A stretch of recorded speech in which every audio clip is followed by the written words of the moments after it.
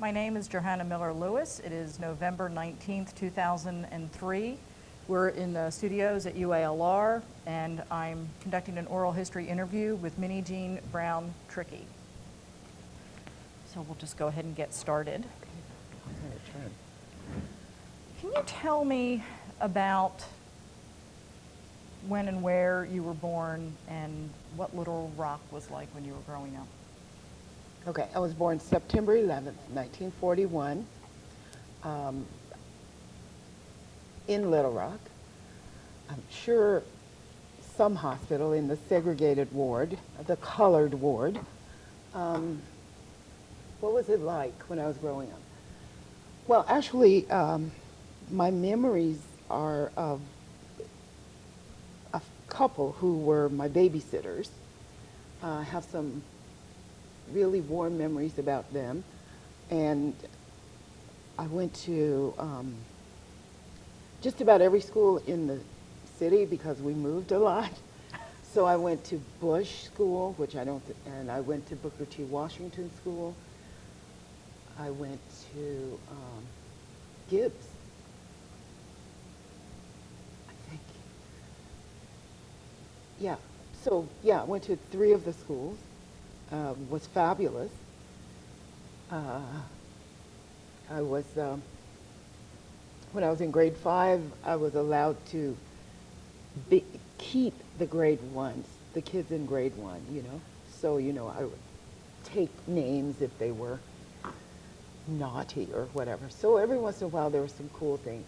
And I remember especially how pleased I was when my mother came to the school, because I thought she was so beautiful. I think that everybody thinks their mother's beautiful. I just thought she was so beautiful, and I just was swelled with pride when she came to school. So that means, I think, as I think of it, I know she was in the PTA. I know she had a Brownie troop.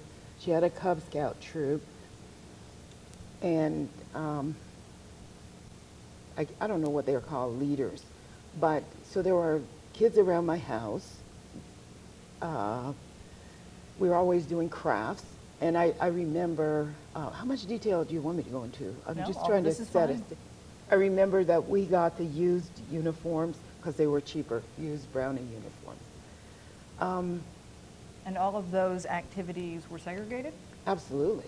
Girl Scouts, definitely segregated. And I don't know if there was a separate office or she did her stuff with the regular office. I didn't really know enough about that. So my brother, who was 6 years younger than I was a Cub Scout.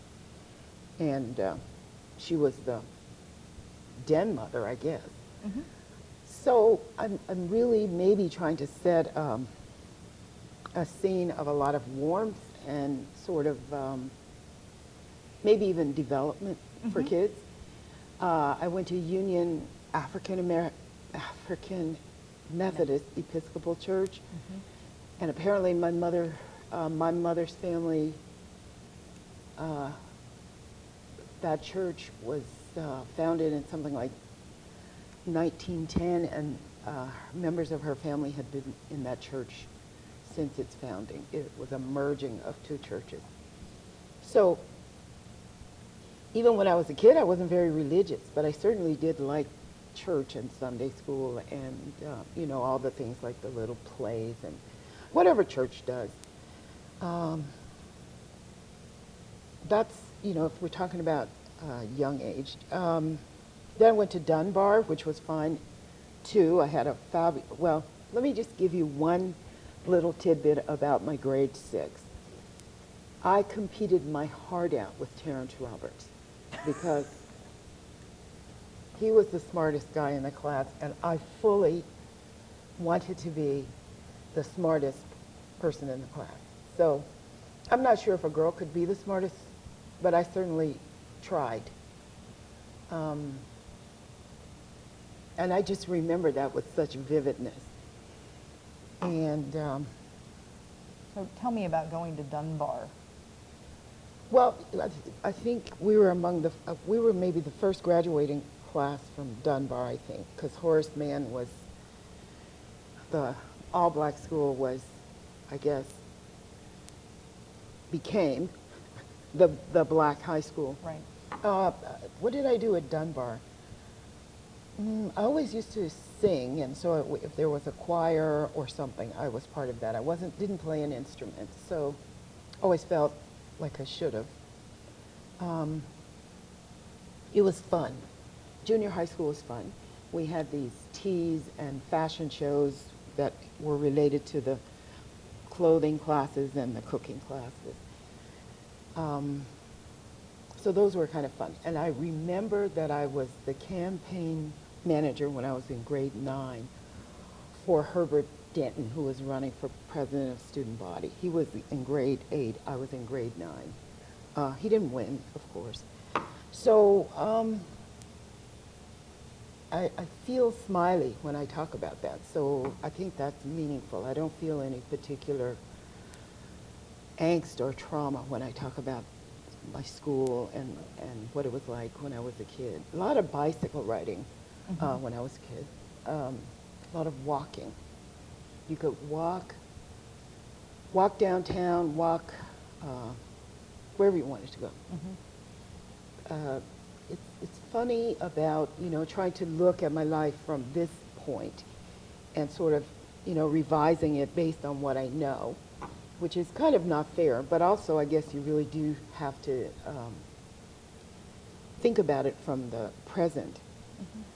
I think once, when I was maybe 7 or something, there was some teasing. You're usually walking along with your stick in a fence kind of thing. I remember some white kids who were about the same age or maybe a little bigger. Nothing really happened except there was this, like tension as you pass. There was never anything of like white people are bad or so I kind of lived a life that knew they were there, but without any kind of regard or anything else for white people. So I don't know, I guess that's how you do it. I don't know how your parents do it, but, and my dad worked for white people, mostly people who had enough money to do landscaping. And he never really said anything. So, I mean, you kind of grow up in this, white people are there, just don't bother them. Maybe you don't bother them and they won't bother you. I think, okay, I'll tell you one story. I think that's really important in terms of feeling, not sure what the feeling was, but going to this store, I think it was called Dixon's, which was up the street from us, down in the southern part of the city, to get something. I have no idea, but I was there and I was there and I was there. And he wouldn't wait on me. He waited on everybody. It was used by white people and black people, and I was this little girl who I think was about 7. And I kind of dragged home and met my mother. And she said, "Why were you so long?" And I was just, the feeling I feel was like I was swollen with, I was red and I was embarrassed and I was somehow ashamed, but I couldn't quite understand what happened. And I said, well, he just wouldn't wait on me. And I didn't say, yeah, I don't really remember the event. All I remember is the feeling of just being really ashamed and just feeling as if my whole body was flushing, just burning. And then my dad, when we got home, my dad said, "I'm going up there and I'm going to talk to him." And my mother said, "No, don't go. We'll just never go there again." So that's something that just came to mind, I guess. I think if I were to spend more time examining some of my things, which I'm doing, trying to write my book, more stuff will come up, but maybe not. I don't know. Because if you didn't know what was happening, if you didn't have a word for it, in my young life, if I didn't have a word to describe it, then it doesn't pop up in my mind in that way. So that's where I'm having difficulty, is trying to just go with how I felt rather than try to describe what was really happening. Right. Are these answers too long? No, these are fine. Okay. Would it be safe to say, especially from listening to that story, that from living in a segregated town when you really had very little contact with white people, that then when you did have contact with white people, it was sort of always a new adventure? Let me think. Well, you know, the thing I think that is really interesting is the whole idea of this dual consciousness that Du Bois talks about, this whole thing of being in a society where I was so pleased when I saw that concept, because it somehow, white people were one-dimensional to me, but also very well observed so as to stay safe. So it's kind of, I guess if you're around some kind of wild animal, you're checking it to make sure it's not mad at you, or when you're walking by a dog, you're watching for signals. So I think most black kids were smart enough to just try to stay away from any kind of problems with white people. I think we can fast forward and talk about Emmett Till in, I think it was 1954, maybe. We had, but also the other part I think that's really important is this parallel life that is, there was the Black Press, there was Chicago Defender, there was Ebony, there was Jet, because Arkansas Gazette and Democrat called, yeah, we talked about stuff like that, called colored people by their first name and put colored behind. They never put white unless there was some kind of reason. So you notice it's always apparent, even when you're young. And I guess the idea, maybe, and I don't really know, is that's the way it is, and so that's the way it is. It doesn't ever feel right. It doesn't ever feel fair. It feels somehow weird. And I think, forget the Arkansas Gazette and the Democrat, because that was, seemed to me, that was their vehicle for news, and ours was the State Press and the Chicago Defender and Jet. So we were happy with our you know, we were, I don't know, content with this parallel parallel life, I guess you could call it, but saw the contempt in the regular newspaper. You know, it's there, it's there, it's there. And saw the, if not contempt, wishy-washiness about shopping. And also, I was really upset because I had big feet and all the shoes were little. And I was also fat and had to buy these Chubette dresses. And so we'll fast forward to, for instance, the magazines, the popular magazines, 17. And I could never see myself in it. I love the magazine and I wanted the fantasy life, but in some ways it was always outside me because it just was. And yeah. Let me get a little bit more specific information on exactly where you lived and your family and your siblings.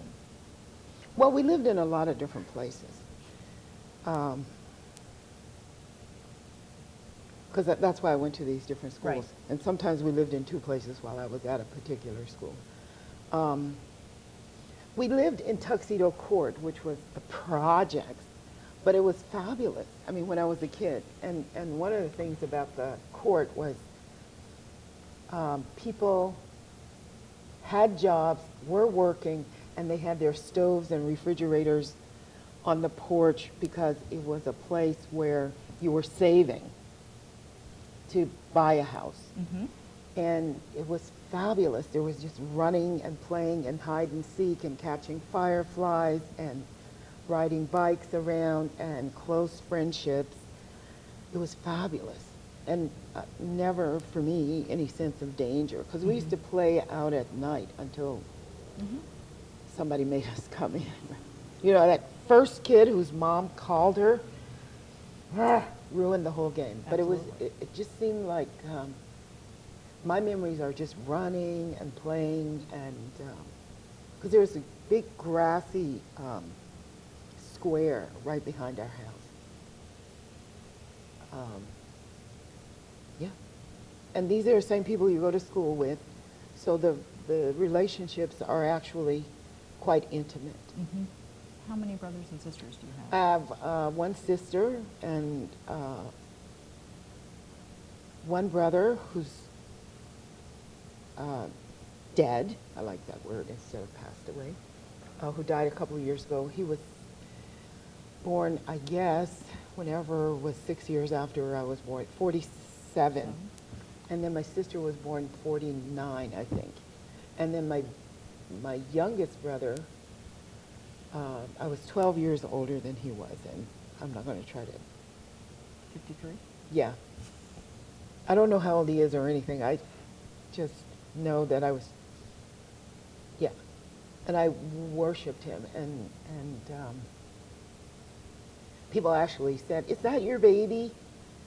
Because I had him with me all the time. And, yeah. Whatever.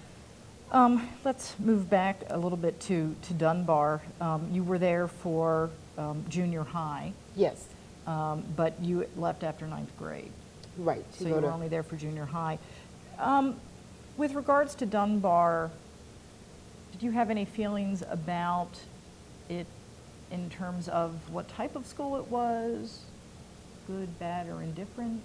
Did it stand out? I think that when we're in a school, feeling comfortable and having teachers who had gone to teachers college, when my mother went to teachers college briefly, or teachers who actually taught her, or teachers she might be friends with, there's some very comfortable, very I think, satisfied. They're, you know, they had a good band, they had a football, you know, before it was junior high, all the stuff that people do about Dunbar is just a recreation of how we felt about it when we were there. I don't think there was ever any sense that any place was better. I think we thought they can, you know, they do what they do, but we do what we do.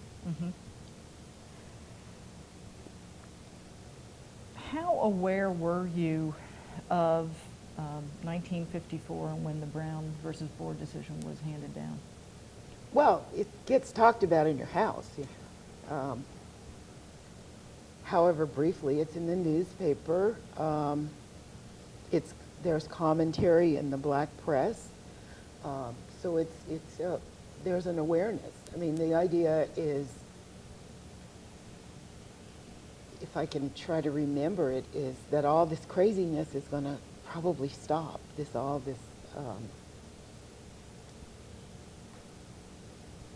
Them up high, me down low kind of thing. That somehow it's going to balance out. That school seems, and because we had such good experience in schools, schools seemed a nice, calm place for people to actually work some of that stuff out. We're young, we're kids. I didn't get a sense that my parents were afraid or were cynical or even really yeah, I don't even remember too much what they thought about it. And that was in 1954. But the other thing I think that happened is the death of Emmett Till. And whatever the Supreme Court decision was, or whatever the world said, his death was so powerful. It was so shocking. And it just kind of like, it's like, this is who we are. This is what can happen to us. This is the level of danger we're in. And so there became an immediacy that was connected to sort of maybe the Supreme Court decision, that if we were together, we wouldn't have that kind of thing. That couldn't happen. So there was just this feeling that this was horrible, but there was a reason for it, and the reason for it was because there was all this separation, and there was, yeah, and nobody understood, and it didn't make sense, and it was insane, but this could stop, you know? And that was because he was the same age I was. I think he was 1 month, born in July, 1941. So it was very, it just did it. It did it for me. It said, oh no, I'm not going to feel this level of fear, and this is not right, and this shouldn't have happened. And it was, then it shifted from kind of dismay to no more. This is the, it shifted to anger. It shifted to action. It really did. I remember, I'm doing something about this. I'm not going to stand with my hands on the fence at War Memorial Park and watch them swim. No, there's something wrong here. I don't like it, and I'm not sure why I don't like it, but this has got to stop. So after the Brown decision, I know there was a fairly immediate reaction at Dunbar among some of the faculty, and I guess also the students. So tell me about how you reacted to the possibility of going to Central High School, or Little Rock Senior High at that point. Well, it didn't seem that much of a possibility. It seemed something really far off, and to me, the big problem with Horseman was that it was way over there. And to me, that just was, it just seemed so unreasonable. I don't think anybody actually lived out there. Maybe people did, but, and there were all these rumors about digging up a cemetery, and I mean, it just seemed like it was in a swamp or something, and so it kind of already had a creepy feeling about it from the beginning.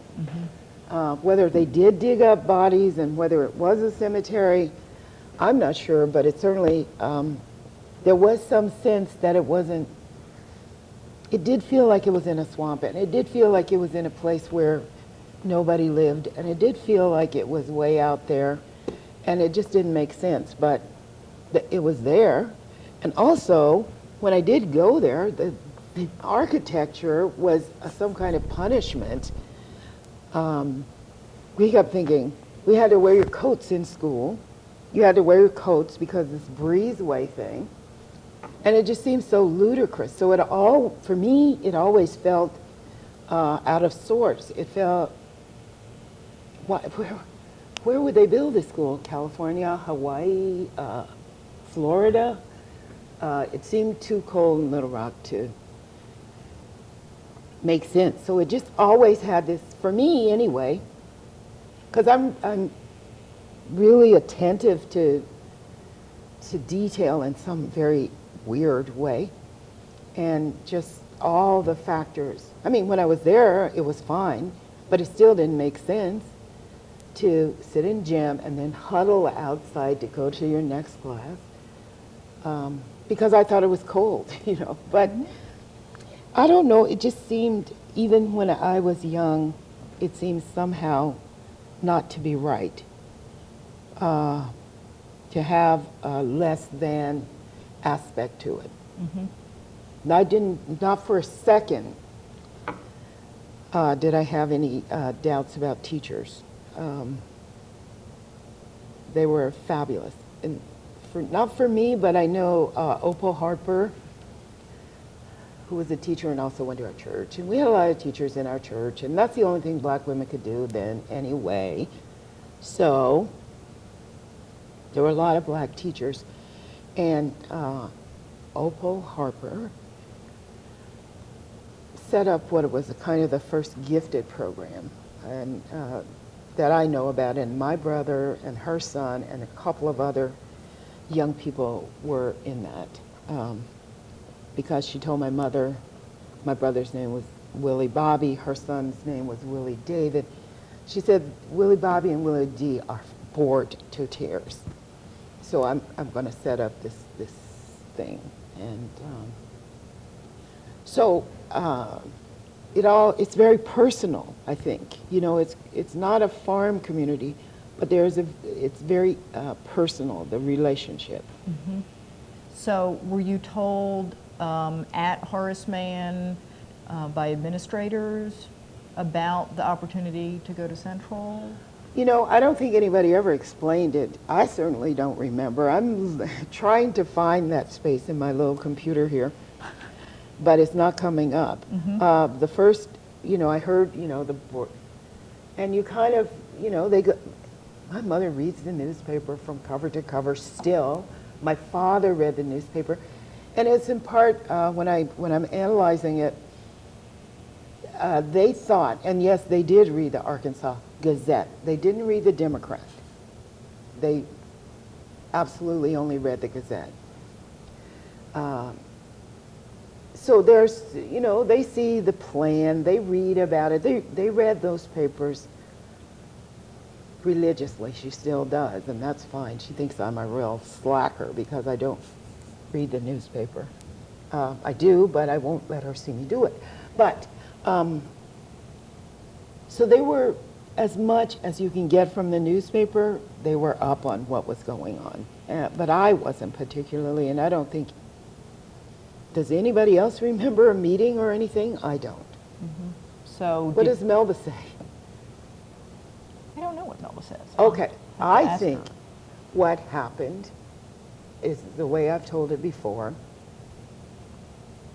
Probably it was in the news that it's going to happen because of the plan, but the main way I heard about it was on the intercom.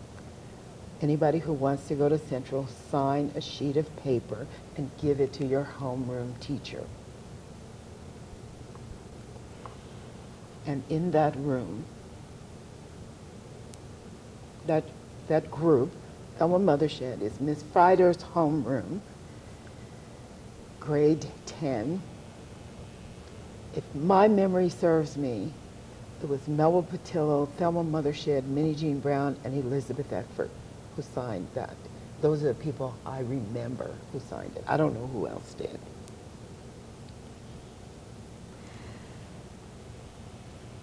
Up until that point, sort of up to 1957, let's say, was your family a member of or active in the NAACP? I haven't a clue. And the reason I don't have a clue is because there's so much has been said about the NAACP, lack thereof, who was an activist, and all that stuff that I can't have my own memories. My mom, I don't know what she would say. I mean, the whole idea, member, is a little ludicrous because it's really more not about the card, but more about participating in activities. It's more about supporting in some way. It's more about, I know my mom used to sell poll tags when I was a kid, and I used to go with her.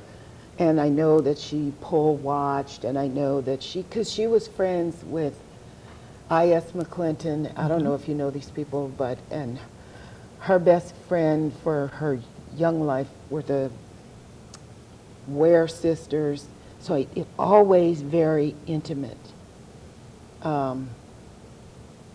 So political, yes. I mean, yeah, selling poll tax is really not that political, but voting and being out there and talking to people about voting and seeing voting as a real personal responsibility. Talking about candidates, the big argument I used to have with my family was, you're really going to vote for Eisenhower? Because I wanted Adlai Stevenson, and I actually had heated arguments with them about my preference for Adlai Stevenson. So there was political talk in the House somehow, whether they were card-carrying members of the NAACP, I doubt it. I don't know. Prior to 57, do you remember anything about Daisy Bates? I think I do, and I think I don't. It's very interesting because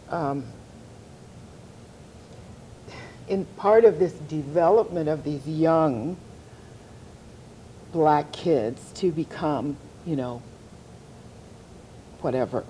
We had at the Dunbar Community Center, Miss Pierce, who was the kind of director. See, I don't know the dates, that's why I'm doing research on this stuff. We had a charm class taught by, I don't know who, but a white woman came and taught us charm. And Joyce McClinton, who was the daughter of IS and Mrs. McClinton, who had won some kind of beauty contest, also taught us charm, because she had won a black beauty contest. We had dance classes. Somebody from Arthur Murray came and taught us the cha-cha and some ballroom dancing. We had the Colored Women's Federated Junior Clubs, and the Poindexter sisters were really instrumental in that. Sylvia and Dolores, who's deceased now. What else? Well, we had the Brownies, Girl Scouts.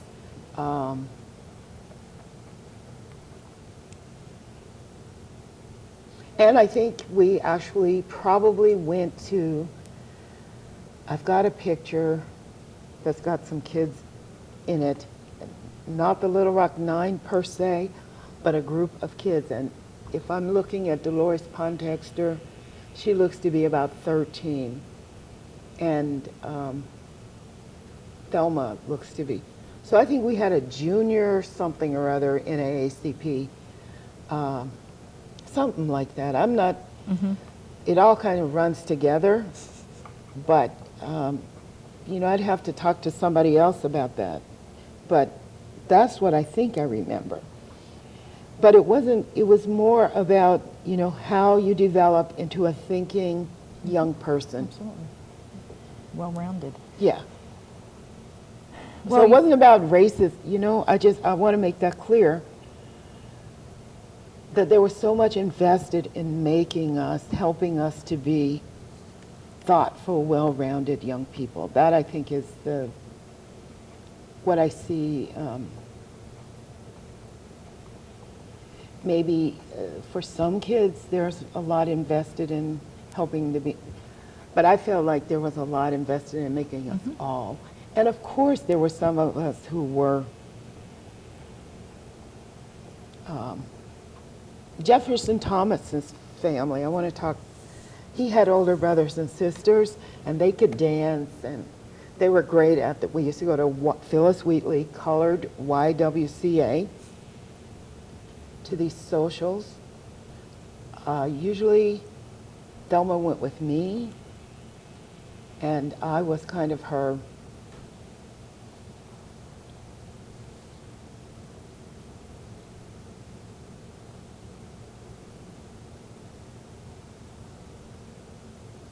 friend, and because she had the heart condition, we'd walk, and then she would, I shouldn't, you know, she can tell you this, but she would get down on her, just squat down, because, and she explained that she did that way because that's what she did when she was a kid, when she was sick. And Thelma actually did turn blue. So we could walk a certain distance, and then she would squat down, and then walk a certain more distance. Or we could dance a certain amount of time, and then she would stop. And so, I mean, also, Thelma had older sisters, and they were just, we worshiped them, okay? We worshiped them. Especially Lois, who was so talented and beautiful, and Grace, who went to the coronation in 1954. So there were our role models. I wanted to be just like Grace Mothershed. I wanted to be just like Lois. I wanted to be just like Joyce McClinton.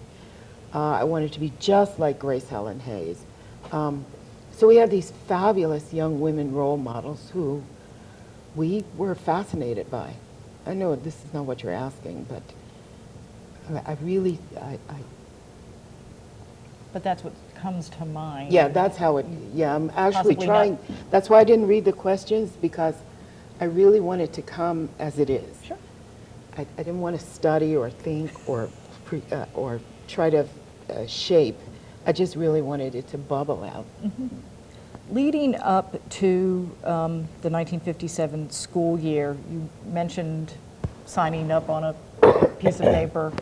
Do you remember doing things after that, maybe filling out a questionnaire for the school district, getting help from the district in terms of getting ready to go to Central, or just sort of out there? Well, I've tried to remember that, and I've asked my mother. I think you'd have to get it from her. I think 15, we're just so self-absorbed that you all can do whatever you all want and just keep on going, but we are absorbed with ourselves. And I really don't remember any of the meetings. I don't, I can't, I will at some point. I did run into a book in the New York City Library that was a master's thesis on the testing that was done to qualify the Little Rock 9. And it was, you know, like a little thick book. And I said, I'll come back to get it another time. And I never found it again. It was in, when I was living in New York. I was 18, I think. And I haven't really gone on a concerted search for that. So I don't know. I really don't remember. I think I remember something about, and that's the problem with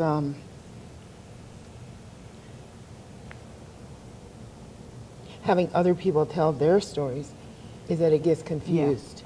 And so the Ernest Green story has the thing about them saying that we couldn't participate in any extracurricular activities. Maybe I remember that, maybe I don't.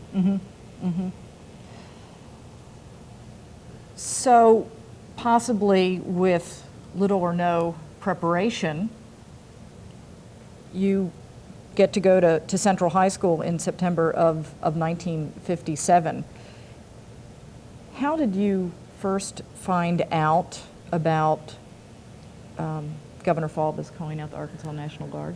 Well, I have to tell you something beforehand, and that is maybe we got a letter, I haven't looked through my mother's stuff, saying that we were to go to Central, but I do know our names were in the newspaper and our addresses. Great. Before. It's somewhere, sometime during the summer. And was that the 9 of you, or were there There were actually, other... like Jane Hill was with us Right. on the first day, and Dolores Poindexter said she was accepted, but her mother wouldn't let her go. Well, just about everybody in Little Rock says they were accepted, but I know that's not true, so. But, or that they were going. And that's okay. I mean, that's fine. So we had no sense of who said, I didn't, who was going and who could go until kind of the first day. Okay. And, you know, the governor made that announcement on Labor Day. you'll have to talk to my mother. But it didn't mean anything. It really didn't. It was like, what? What is he doing? That dopey looking big ear thing, like with that accent. You know, you kind of felt that sort of animosity toward him when he made that announcement, but weren't sure why. Mm-hmm. And also, we knew that he had been opposing and everybody and Jim Johnson, all these people walking around rabble-rousing and having these mass meetings. Yeah, that was all clear. And that, in part, you know, that summer, before all that strengthened my resolve. Mm-hmm. I thought, whoa, you guys just keep on clowning. I'm going. Because they were saying horrible things. Absolutely. When he made the address, did you get a sense of that this could be dangerous? No, no, because it felt to me, you know, you live in this society, you know how people talk, all these codes they use, you know, they're not going over your head. Mm-hmm. You can hear them even when you're a kid. I can hear them now, you know, various people, codes. And that code was, I'm warning you, there's going to be trouble. That was what it felt like. I think I remember being really indignant, saying, what is wrong with you? You know, you idiot, you stupid man. What is, you know, so I mean, but it felt very coded, and it felt kind of like, well, those people are going to cause trouble. You know, that was what I thought he was saying. I certainly didn't think that he, I mean, which now when we analyze it, he knew that the mob was going to be there. But to me, he gave the speech as if, you know, bad black boys are going to cause trouble, and, you know, that it's going to be, and that's how it felt to me, that it was going to be somehow, there were going to be fights, or we were going to attack them, or we were vicious, mean, rotten, gross people who were going to attack innocent, sweet, lily white people. So I was furious about it, and I didn't feel, yeah, and I do remember, it just felt so coded, and it just felt like he wasn't talking to me. And that was what I felt more than anything else, that he really wasn't talking to us. Mm-hmm. That's interesting. Because he had never been talking to us before. He had talked all this rhetoric about, Absolutely. and everybody was screaming all this stuff. So, and it was all coded and sometimes really overt. So it was just part of the dialogue. It was part of the discourse that was going on, you know. So he wasn't, you know, just very much like I feel that nobody's talking to me now with all these codes about the stuff that people are saying. It's the same kind of detachment and the same kind of isolation that I felt then. And I actually made note of that to myself recently. This is what it felt like. I'm not a part of this. Mm-hmm. This has nothing to do with me. Mm-hmm. That's interesting. Do you remember, and could you describe that first attempt to go inside the high school? And that gets really confusing.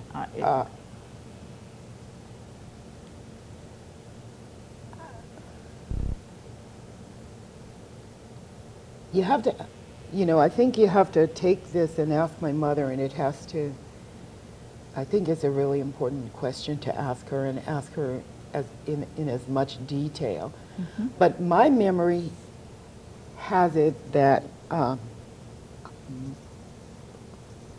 my minister, ZZ Driver, I don't know if he came to our house or called or something, and said, I'm going with her. And now I don't know really what happened. My mom says she took me to a designated spot, and Harry Bass, ZZ Driver, a white guy, and maybe Reverend Young, I don't know. If he's in the picture, he was there. If he says he was there, he was there. But the other 500 people, ministers, who say they were there, weren't. And we walked toward the school. Your next question is about Daisy Bates, and I can't answer that because Well, it wasn't going to be my next question, but yeah, I would have gotten there. yeah, I Well, in the actually, picture. let me flip that. Okay. Instead of Daisy Bates, can you tell me about Elsie Bates that day?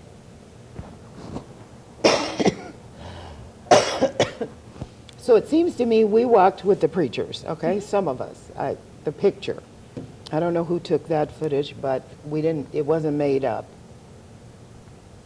And walked over to the corner, you know, right across from the filling station. And I don't see Daisy Bates in those pictures. And I have asked Chris Mercer, and I'll have to get more detail. I don't remember her being there.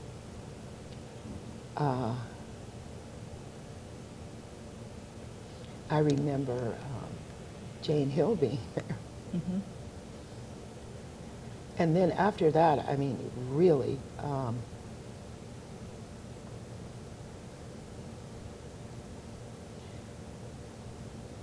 I was just so overwhelmed by it that Sure. and I'm so fascinated by the photographs because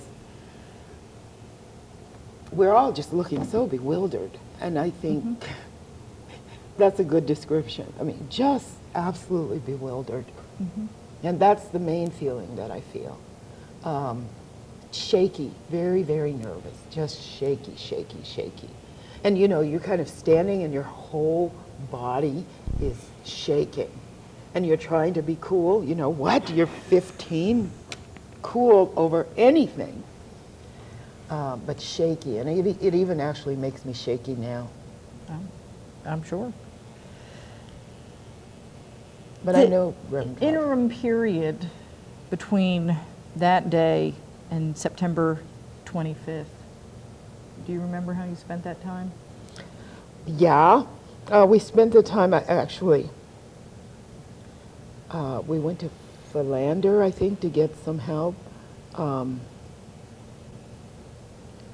Then we started, I think. Yeah. Then to me, then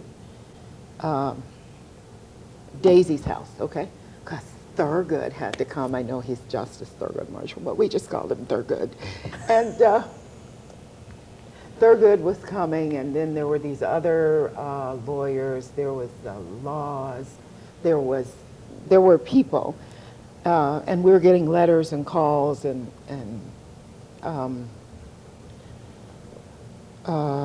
James. See, I don't remember when James Lawson taught us the nonviolence. I don't know all the people who were coming through, but we were an item, and everybody wanted to see us or look at us or touch us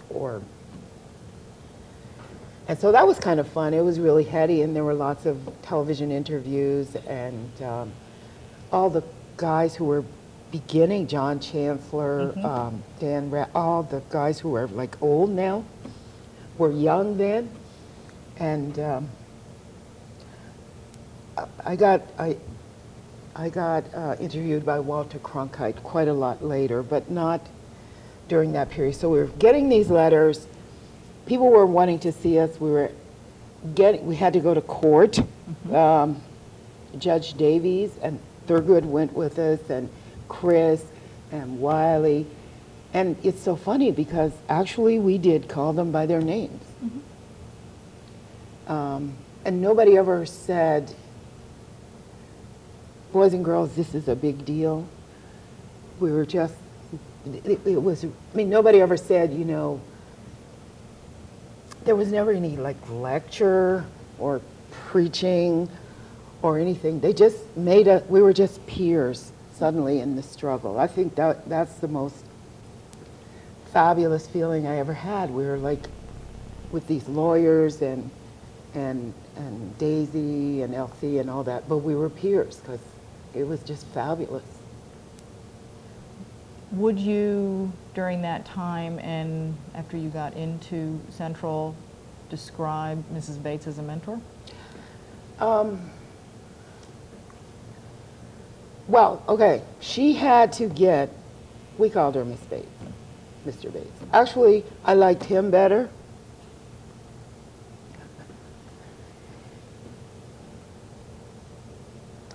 Of course she was a mentor because she has to call the big boys. She had to call the inmates. She had to report to Roy Wilkins. She had to tell them what the situation was. You know, they couldn't just get it from the newspapers.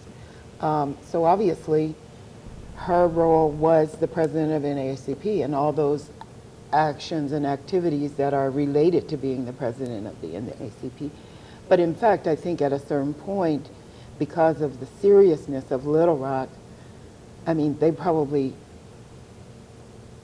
you know, it started being run from the national office with as much running from the Little Rock office, but the real thing having to be done in the national office. Am I answering questions too long? No. Because this is for me too, Yeah, because. it's fine. Oh, okay. Let's talk about going into Central on September 25th, 1957, with your escorts from the United States Army. Well, by the time we, you know, we went on that second day, and that was pretty scary. I don't know what date it was when we went with the police. The Friday before, yeah. And the freaky, I don't want to use that word, could you scratch that? The weirdest thing about that was they were scared, and we knew it. So that didn't feel, you know, I didn't even think of them as being just white guys. I thought of them as being scared white guys. The Army? The police. Oh, the police, okay. And the thing is that if the police are scared, I should be scared. And so that was the scariest day, I think, the second day when we went in, because their hands were shaking and their knuckles were white and they were like scared. And that was the only time when I realized I should be scared too. Yeah, the people are yelling and they're doing all that, but had I ever seen a mob before? No. So how do I know how to react to a mob? I don't know what they can do.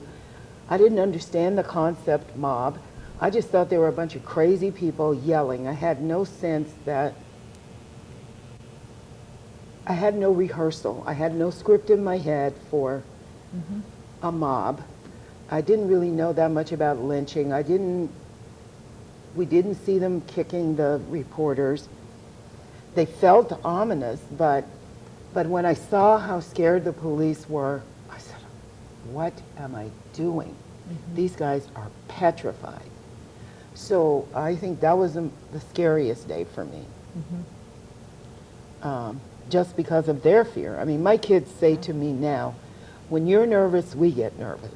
And that was, there was just this total nervousness, this total kind of fear. So that was scary. So that was my scariest day. By the time we went on the 25th, you know, we'd done lots of interviews. We'd done interviews for, I had a story in a Norwegian newspaper that took 2 full pages and all kinds of pictures, and it was sent to me with a translation, and we were accustomed and sort of, we learned really quickly in a new situation that, yeah, you know what, we're pretty important here. And because there was so much media coverage, even though we knew the people were crazy, we also knew that they would have to be really crazy to kill one of us in public.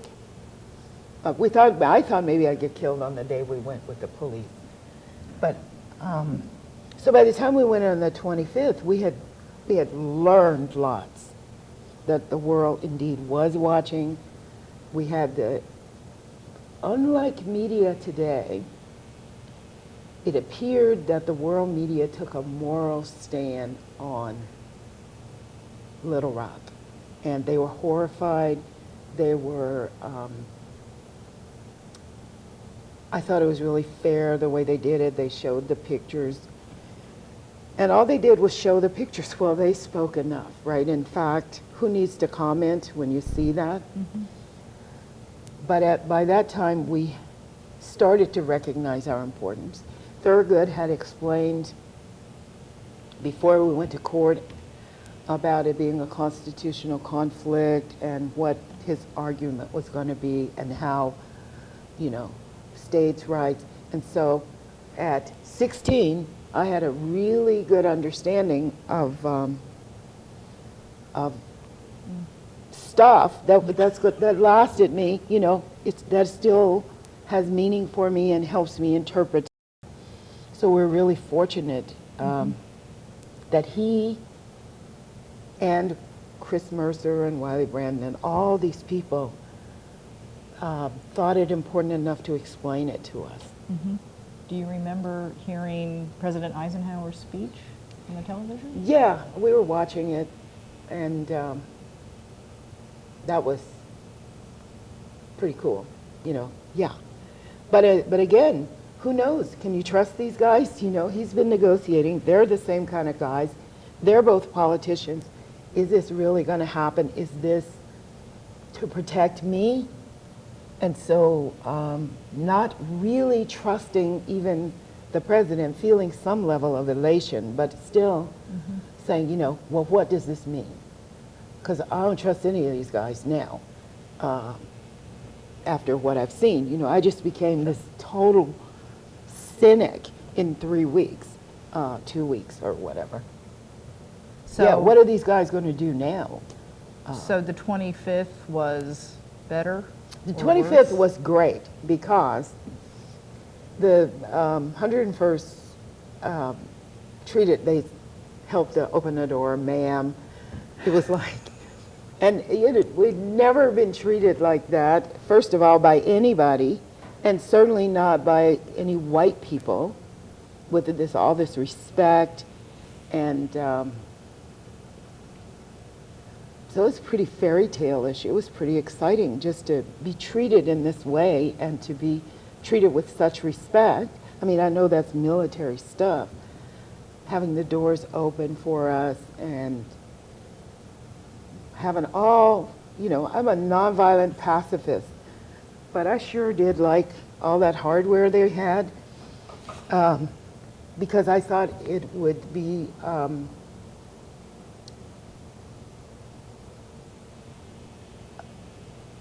you know, I hadn't seen the full assembly. I hadn't seen what they had at the school because, you know, we weren't allowed around there. Mm-hmm. And we didn't go out too much. But it just felt like they're really going to protect us. They're serious, and they've got what it takes to do so. So I just felt so happy.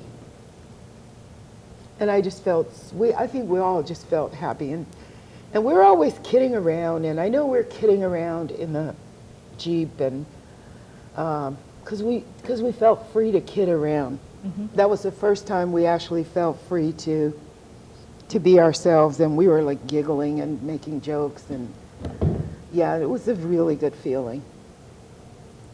Did that feeling change when you got inside the school and during that school year?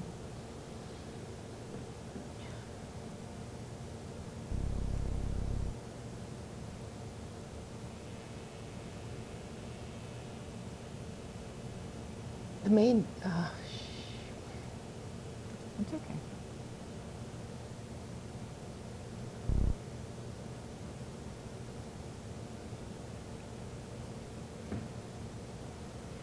I think the main feeling that I felt in that school was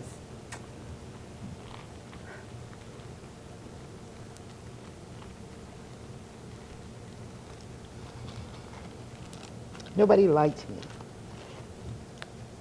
And I have never not been liked. And it just was, I was just, I can't, it's so, very hard.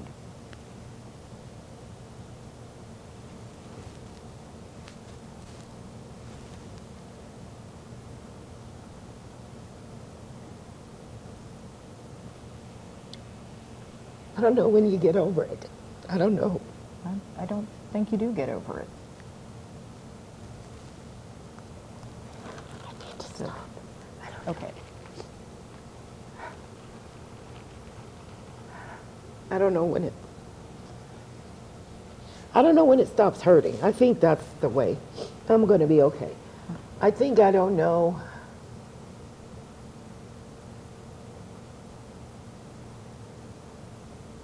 And I can't describe it because I don't have a way.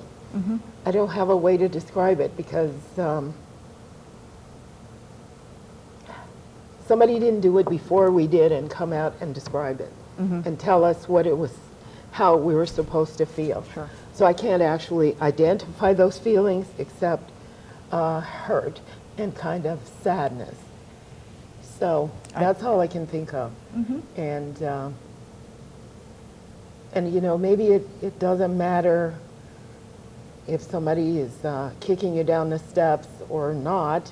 Maybe that's not the worst thing that can happen. Maybe the worst thing that can happen is to feel so unwelcome and to have, you know, like Miss Huckabee was scared to death of me. She just was like so nervous around me, and, you know, to feel like I didn't have a warm protector. And there was no protector in that school. She was as close to it as it got. So, I mean, just to feel, my guard was my protector, but then he had to go. Mm-hmm. But to just feel just so vulnerable that if somebody just changed their minds right then and there and decided, let all hell break loose, there would be nobody to take care of me, and there would be no one who cared enough about me to keep me safe somehow. And that, I think, was just the feeling of total vulnerability all the time. That, I think, was such a strain of just, you know, keeping that smile and walking through the halls and keeping my head up and feeling very, very, very at risk. And that, I think, is mostly, I just felt that I just didn't have anybody who would help me or could help me after the soldiers left. Mm-hmm. So with regard to your classmates, is any interaction, little interaction? In Glee Club, I had this teacher who was nervous about me being there, but she just said to herself, and by some manner, maybe she called everybody at night or something. That's where I felt safe. It was all girls. And if anybody wanted to snicker, you know, girls do this thing where they're always sort of snickering and, you know, like making you feel like a toad or whatever. But in that class, it sort of wasn't tolerated, or they didn't want to do it or something. And one of my favorite photographs is by Will Counts, is I'm standing outside at the bomb threat, and those are the girls who were in my Glee Club class. So that was, I wanted to be there badly. But I think it was the teacher. She just tried to make it as normal as possible. I mean, her hands were shaking. It must have been really hard for her, but somehow she pulled it off. Mm-hmm. There was nothing about me that was in any way strange. And I think that's probably what we all really want in our lives, is somehow not to feel weird, just to feel sameness somehow. Mm-hmm. Mm-hmm. You have, I think, become famous for a few things at Central High School. One of which is your desire to be singing and participate in activities like that. The second of which that is probably the more famous is the chili incident. Okay. Well, And my first question about the chili incident, before you recount it if you want to, is in your mind's eye, taking into consideration sort of the entire year, how important is that? how important is it for me, or how is it important for the event? How is it important for the school? How is it important For you. For me, it was it was kind of the, okay, I want to talk about the Glee Club thing too. Okay. I think at a certain point, there you have to resist. That personally, a person must resist. And I didn't know the name for it. I didn't really understand it. I mean, it took me about 30 years to find the concept site of resistance. And since one cannot speak on one's own behalf, since we were silenced in the school, we were trying to be good, and we were like being very, sweet and good, and trying to be as good enough for white people to think that we were intellectually equal to them, and that we must be so good, and we must never make mistakes, and we just absolutely and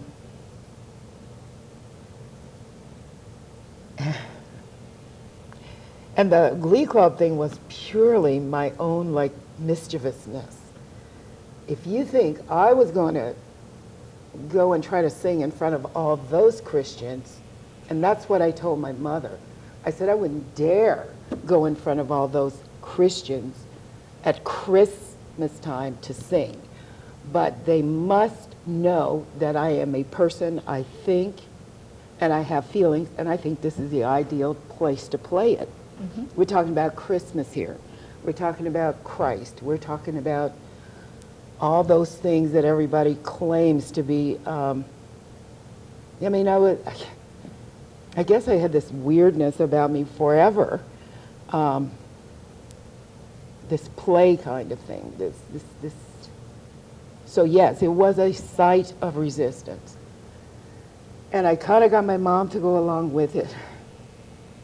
But I'm serious, I would not have considered standing.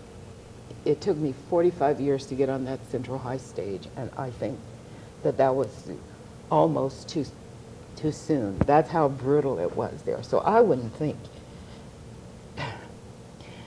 So I think I'm worse than people even think I am, in that I do have this streak of resistance, and that was how I manifested that, and that was about the Christmas program. As for the chili, it's, I wish it hadn't happened. But in a way, I'm glad it happened. I think it brought attention back to what was happening in the school. I think everybody had said, oh yeah, everything's fine now. All the reporters went home. And I'm analyzing it from this point back. And I felt so ashamed, and I was so devastated and horrible, and felt, that I was just horrible and that I'd done something. And much too much was made of it, this even punishment, and she's got to be punished for this, even though, and that we have to be fair. Oh, suddenly we're fair in this school? Oh, we're going to be fair this time. We're going to suspend her, and we're going to suspend them. We're going to be fair. Well, who was fair about all the bruises that were on my legs, and who was fair about all the spit, and who was fair about all that other stuff that wasn't seen, and who was fair about the stuff that we didn't even bother telling them because we knew there was no consideration for our word. And so I didn't read Miss Huckabee's book. I saw her movie, And in order for me to sign the release, I told her I wouldn't, and she said, I can't have the movie without you in it. And I said, I have to have final agreement on the script. So they sent me the script, and I read it, and they had me this like tough, like criminal, like whatever kind of, what is a tough girl in Little Rock, Arkansas in 1957? This kind of, and I said, I don't like this. I said, that's not fair. You know, you have, you know, it's partly I was getting upset. You know, I was explaining this whole thing of how they were trying to help us make sure we had experiences and that we knew about things. And Joyce McClendon used to do marimba concerts. And at Horseman, our music teacher, we did the Messiah, and I wanted to be an opera singer. And, you know, I mean, this is supposed to be like not exactly a gang girl, right? Right. And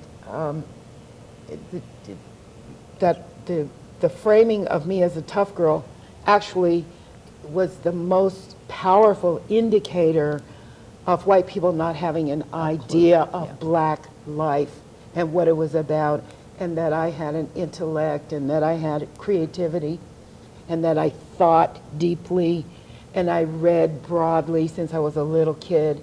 And how dare she frame me as some kind of semi-illiterate, you know, and I'd passed all their stupid tests.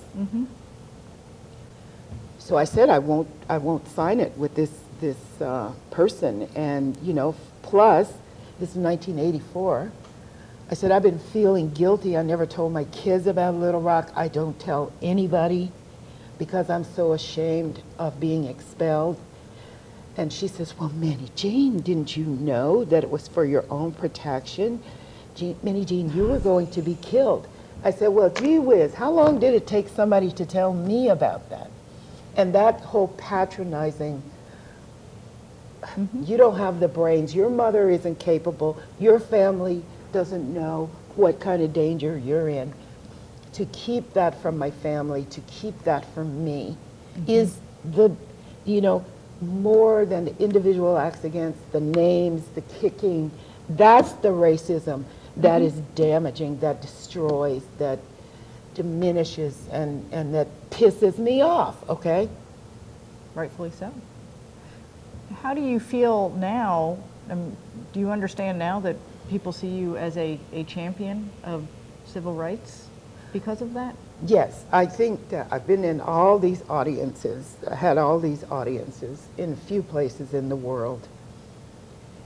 And when they hear about the chili, the kids jump up and start screaming because it is about everybody's inherent resistance to stuff that's intolerable. Everybody has a basic sort of belief in their humanity and their right to be considered good and important and smart. And so it really does, and this is black, white, Asian, Hispanic, American, Indian, Canadian, Irish people, Irish kids, Catholics, so it is absolutely meaningful to them because in fact, you are supposed to be good and you are supposed to be nonviolent, but you're also supposed to be human. And I think that's what kids respond to because they think, I've made some mistakes in my life. I've done some stuff I regret. And I can say to them, I regret that it happened. And they forgive me and it's okay, but they're kind of glad for me that it happened. It's an important example. Just to go off on a tangent slightly about that, how would you compare that experience and sort of how it has played out over time with someone like Rosa Parks? How would I? Well, there's only one word. We were children. And that, I think, is the key. It's the most important aspect of this is why I'm so furious that it's not embedded in the curriculum in Little Rock, that it isn't part of the U.S. required curriculum, because it's so important to show teenagers, look, you can think, look, you're capable, look. And so we all, I think, especially Elizabeth and I, have heard more from her, and we've spoken together. Our most important point is we were teenagers and we weren't special, but everybody has this, that when you are called upon to respond to an intolerable situation, just wait, because you already have it. And you know, the question the woman asked me about a leader, people always say, will you be a leader? And leaders follow followers. I mean, and followers lead leaders. And I think that was the situation for us as the Little Rock Nine. We actually led the country to a different place, and we provided role models for kids. I've had so many people from Soweto, from Sharpeville. I've had so many South African people come and say, it was because of you that you were our models. We saw you and we thought we could do it too. And yeah, so that's the thing about Little Rock that I think is important, is that we were kids, and it doesn't matter about courts and mobs and governors and presidents and all that. Yeah, I mean, that's the stuff, the official stuff that we talk about, the part that goes in the history book, but in truth, the real value of Little Rock desegregation crisis happened to be the kids. Mm-hmm. Mm-hmm. And so do we compare ourselves to Rosa Parks? Well, yes, we do.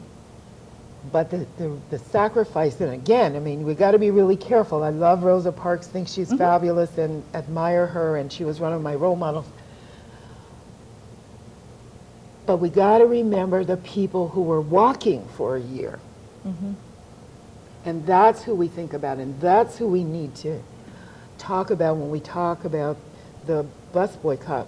Yeah, Rosa Parks, yes, but the people who act after, you know, the press goes away, after the flash bulbs stop popping. We talk about the people who walked,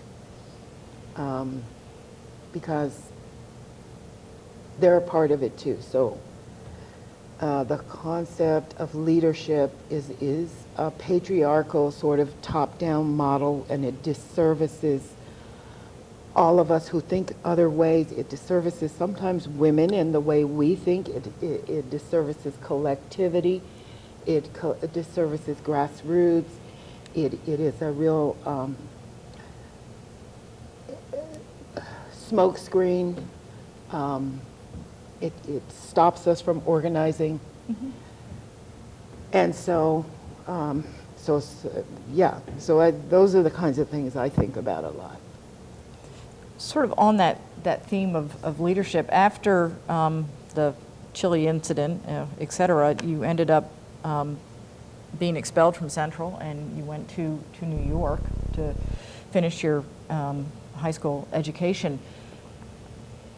Tell me about that. Was that about that you being a leader or an example that school board didn't want to have around? Was it about your personal safety? I have no idea. All I know is they lied on the expulsion notice. And I have this, which I think is telling. I think that, to me, puts it all together, okay? But no more, no less than we expected, or no more, no less than they did all the time anyway. Mm-hmm. I remember Ms. Bates saying, you just can't have any more incidents. We have a report that you did this, and you did that, and you did this. I said, boy, I'd really have to be busy to do all this stuff. And I'd also have to be really stupid. So again, when the description is of me or anybody, me mostly, doing things, it assumes my inherent stupidity. And that again is a typical demonstration of racism at its deepest. That I'm so stupid. I've got all these people watching me, all these guards. Everybody's eye is on me. And I'm doing things, I'm calling people names.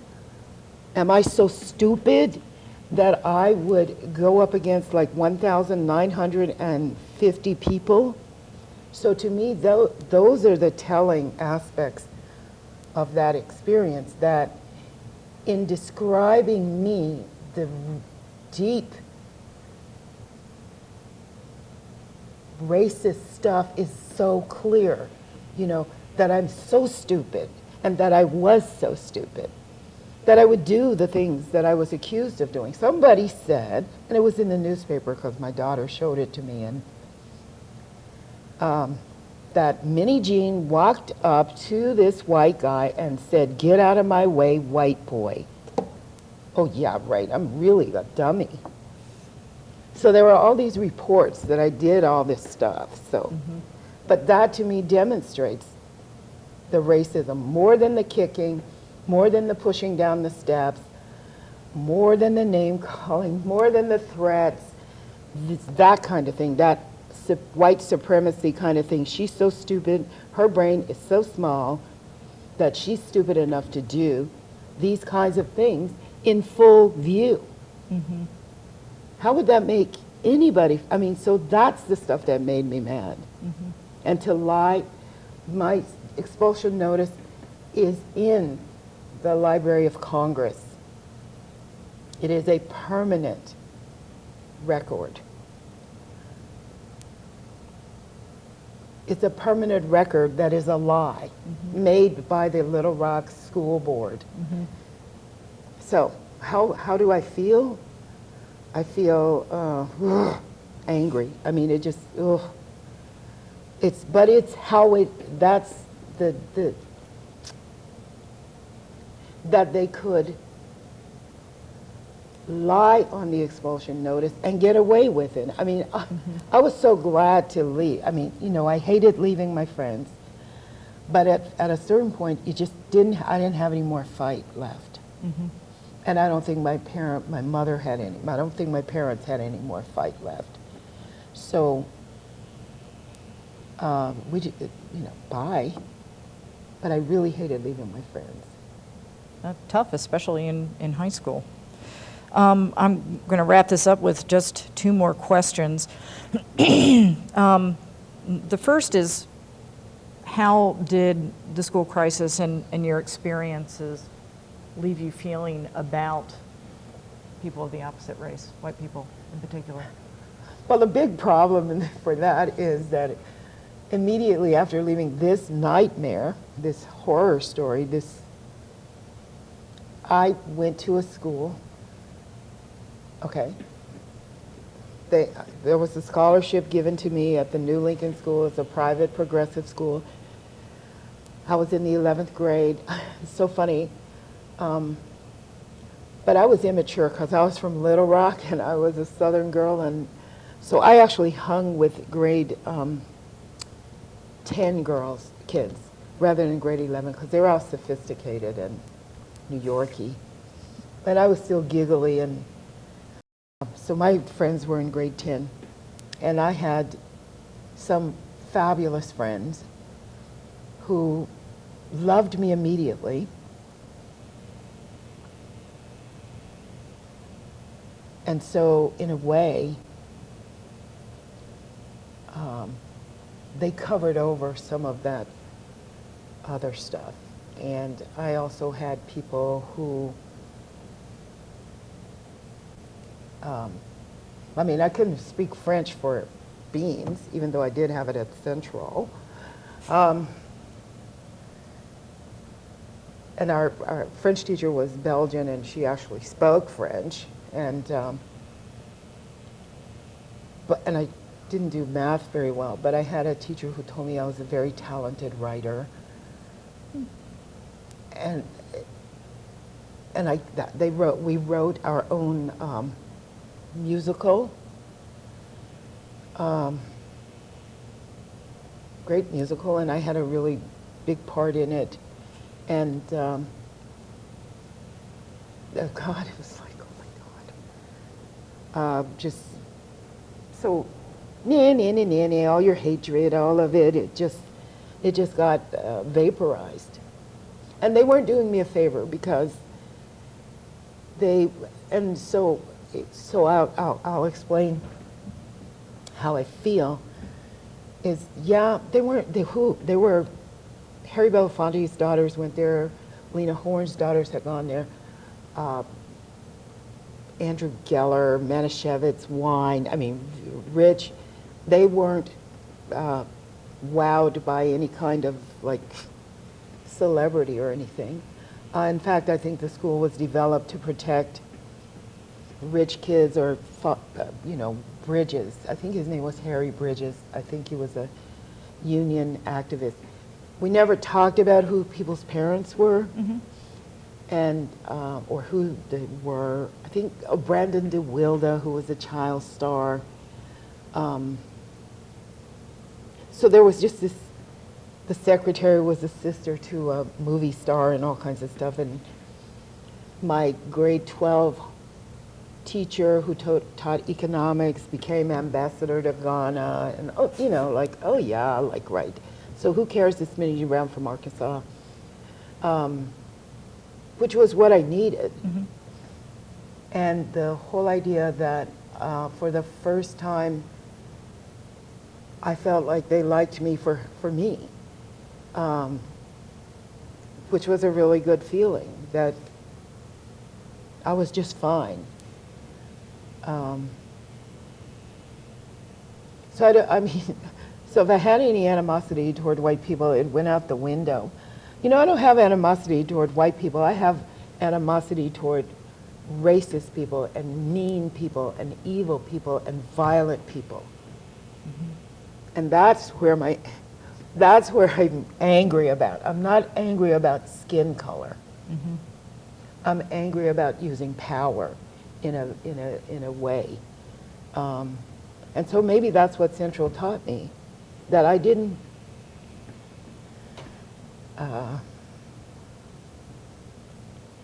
in fact, thinking about them, and Marianne Rath, who would walk with me.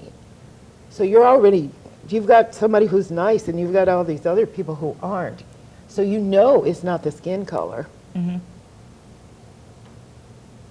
Because it wasn't my skin color that made me intellectually inferior, made me the tough girl, made me go and say, white boy, get out of my way, or any of those things that they said I did.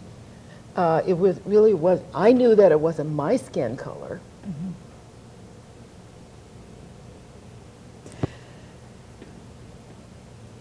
With regard to the school crisis and everything, what are your thoughts about the NAACP and Daisy Bates?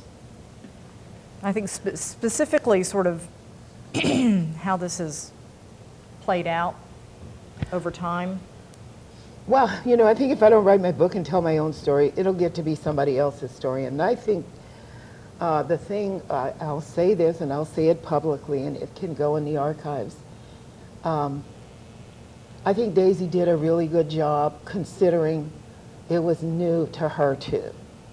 I'm not sure how many other desegregation crises there had been in the United States where federal troops were required. At that time, none. Okay, so not a single person involved had a clue how to do this. And so I think she did what she knew how. I'll tell you with honesty, because I think this is really important. I think we had very articulate, concerned parents who never got to speak. And I think that's the tragedy. So we have these parents who are one-dimensional. And that's too bad, because they had very powerful thoughts about it. They could give insight, that it would have been important for them to have a voice. And I don't know where the orders came from that they couldn't speak, but in some way they didn't speak.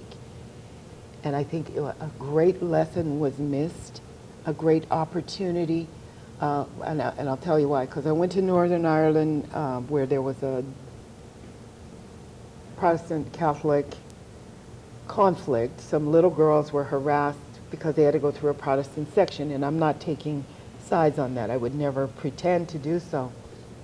But a person took me to the community center where all the parents were of these little girls, and they were something like 5 to 10. And I know this is not in this story, but I think it's a really important story. And the parents had little sandwiches for me and tea, and they were like working class people. And they were just so sweet, and they just kept asking me questions. What are we supposed to tell our kids? How do we explain it? Should I be mad? Can I, how am I supposed to feel? And I said, gee, this is what I think. And we don't know what's happening to our girls. We don't know. And so I also went later, went to the school where the girls were, and the principal told me all this and showed me around, and she says, we've got about 50 of the girls, so they're practicing the Christmas carols for the President of Ireland. You go in there and see just go and say hi. And she took me in and introduced me. And she says, well, you can ask her a question if you want to, a question or two. They had to drag me out of the room. These little girls were asking me, were you afraid at your home? Did you think they were going to kill you? Why do they hate us? We can.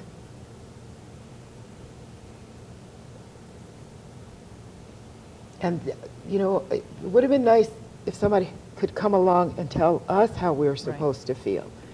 So I felt that was maybe one of the most important things that's ever happened to me, is to have these girls knew I was an expert, and they knew what to ask me. And their parents were enlightened, and the social workers were working with them. And the principal said to me, we didn't have a clue what to do with them. Now we know what's bothering them. So I'm saying that because the parents could have been, when other desegregation crises came along. I mean, NAACP is an organization. They're good guys, but hey, Right. where's the direct stuff that could have happened, Absolutely. I'm curious about your thoughts on the students who were at Central, especially the white students who were not happy that you were there. Part of the reason I'm asking is that, as you know, some of these folks have sort of made an attempt to rewrite their role in history, and I'd like to hear your feelings and thoughts about that.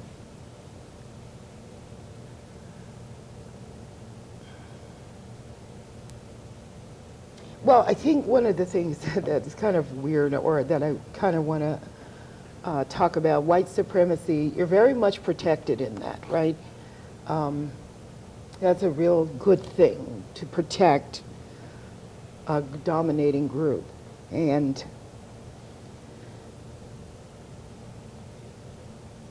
I know who was nice to me.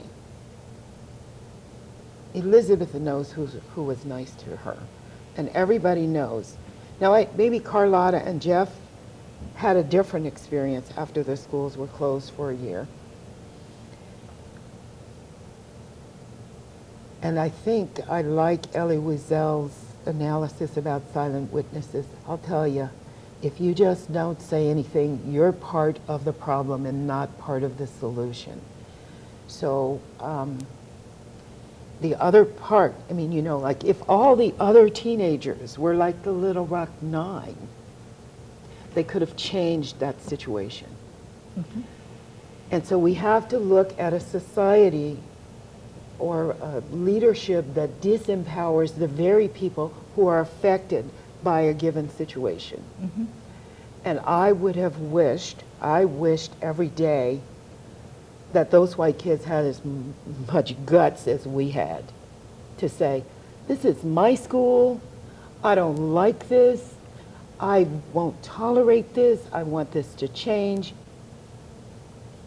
Instead, what we hear them saying is, the Little Rock Nine ruined their year. Well, sorry folks, maybe it was your mom and dad out there screaming obscenities who messed up your year. It certainly wasn't us. So the other thing is that it is a perfect example of people standing by silently and not doing anything in their own interest. Mm-hmm. So that's what they have to think about. If they cannot forgive themselves, because if they were half as courageous as we were, if they were a tenth as courageous as we were, it would have changed. So that's my challenge. You didn't do anything. You were chicken, you were scared, and you bought that patriarchal white supremacist garbage that you were handed. You didn't think, boys and girls. Mm-hmm. If you had to say ultimately what the school crisis was about? Well, again, it really wasn't about us, and it really wasn't about the white kids, and it wasn't about the black kids. It was about the governor getting reelected, and it was about greed, political.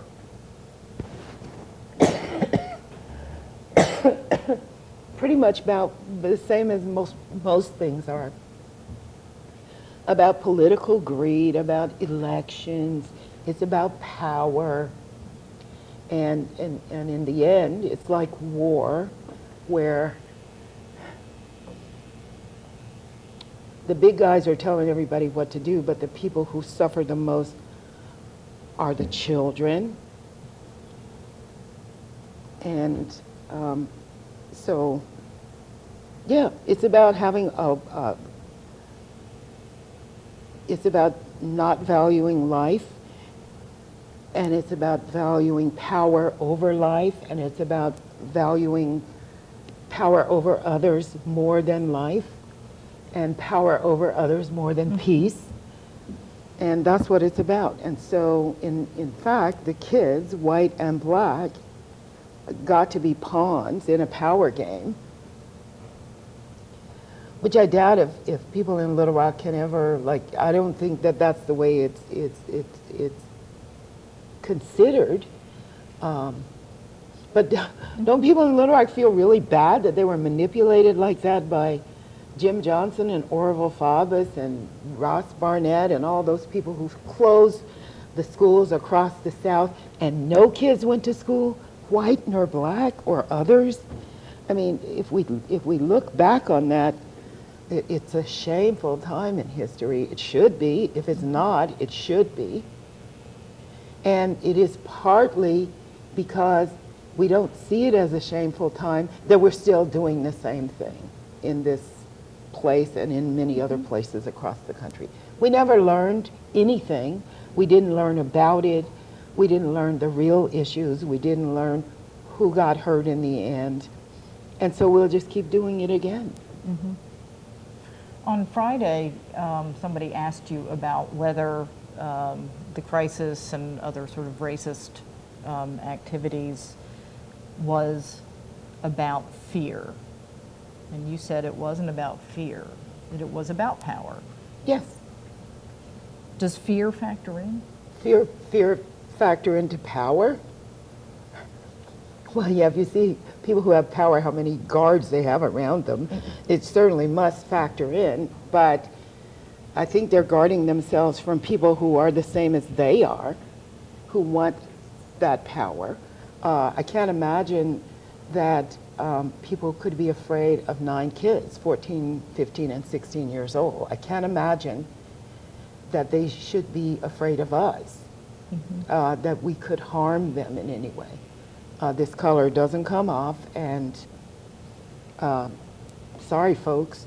So, I mean, it really is about a thought thing. It is about thinking, and it's about being intelligent, and it's about being creative. And I think resegregating of schools is a failure of the intellect, failure of the creative.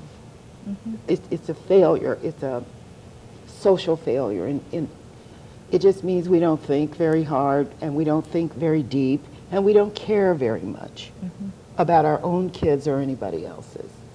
That's my opinion. So, especially with the resegregation of the schools, is there a legacy of Little Rock in 57? You mean here? Well, anywhere. Well, I got asked about a legacy of Brown v. Board, and I said if we had implemented Brown v. Board like we did Plessy, we would have been into something by now, right? Because we would have moved right into it and done all the right stuff to actually implement it. And if we had given it a portion of the implementation that we gave Plessy, we'd be fine. So we never did implement it, never did.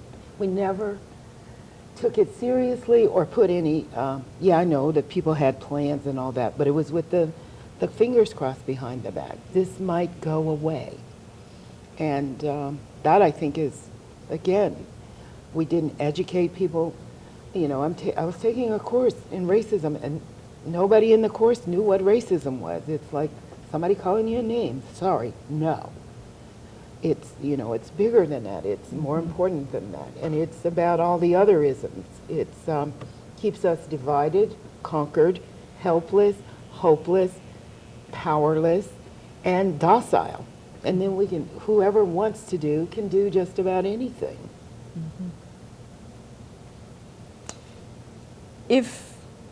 What's the most important thing for young people today to know about the crisis? One, that it was kids. That's the most important thing, I think. Because when I see those kids from this point in my life, I just have so much admiration for them. I just think, oh, it's just so fascinated by them, so moved by them, so aware of their innocence, and that's how we all kind of have to be in order to be open. You know, we really do have to be open, and we really do have to be maybe young. Energy helps. Yeah. So that's why I think it's such a powerful model for social change, and such a powerful teaching tool. I mean, you know, it just, and I, you know, my joke that the chili should replace the George Washington icon because it's more current, and it could appeal to young person, or that we do need to give. We need to bring it up to date, folks, you know. I don't have to be the icon, but there are plenty of icons, and who aren't selling anything. So I think it's that. I think that's the significance, and that it just inspired. It just inspired so much. You have any final thoughts? No, I'm completely. You're played out. All right. Well, I mean, I know it was longer than you like, but. No.